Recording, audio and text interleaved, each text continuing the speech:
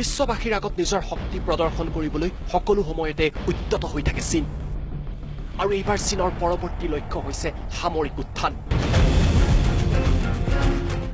কিয়নো চীনে এবাৰ গ্ৰহণ কৰিছে নতুন সিদ্ধান্ত ভাৰতৰ লগতে জাপান আৰু আমেৰিকাক প্ৰতিহত কৰিবলৈ চীনৰ এই সিদ্ধান্ত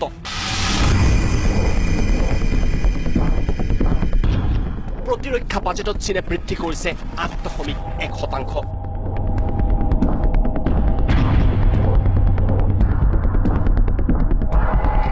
চীনৰ নতুন বাজেটত এই কথাসমূহ অন্তৰ্ভুক্ত কৰা হৈছে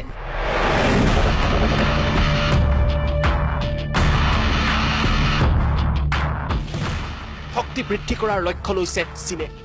সেনাবাহিনীৰ লগতে সামৰিক কলাকৌশল বৃদ্ধি কৰিবলৈ চীনে এই সিদ্ধান্ত লৈছে ইণ্টাৰকণ্টিনেণ্টেল বেলিষ্টিক মিছাইলৰ পৰা আৰম্ভ কৰি ছাবমেৰিনলৈকে সকলোতে গুৰুত্ব দিছে চীনে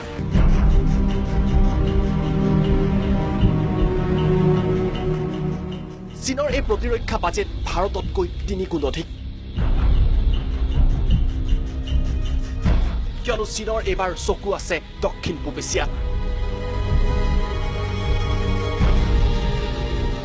প্ৰতিৰক্ষা বাজেটত এইদৰে চীনে বৃদ্ধি কৰাৰ পিছতেই বিশ্বত এতিয়া যথেষ্ট প্ৰতিক্ৰিয়াৰ সৃষ্টি হৈছে যুদ্ধৰ বাবে অগ্ৰসৰ হৈছে নেকি চীন আৰু ইয়াৰ পৰিণাম ভোগ কৰিব লাগিব নেকি চুবুৰীয়া ৰাষ্ট্ৰসমূহে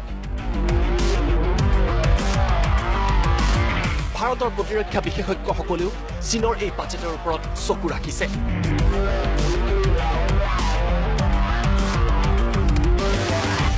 সমগ্ৰ এছিয়াক অস্থিৰ কৰিবলৈ চীনৰ এয়া ষড়যন্ত্ৰ নেকি জিনপিঙৰ পৰৱৰ্তী লক্ষ্য কি এনেকুৱা প্ৰশ্নৰ হয়তো উত্তৰ আহিব তাৰ বাবে কৰিব লাগিব কিছু অপেক্ষা ইণ্টাৰনেশ্যনেল ডেস্ক আছাম টক্স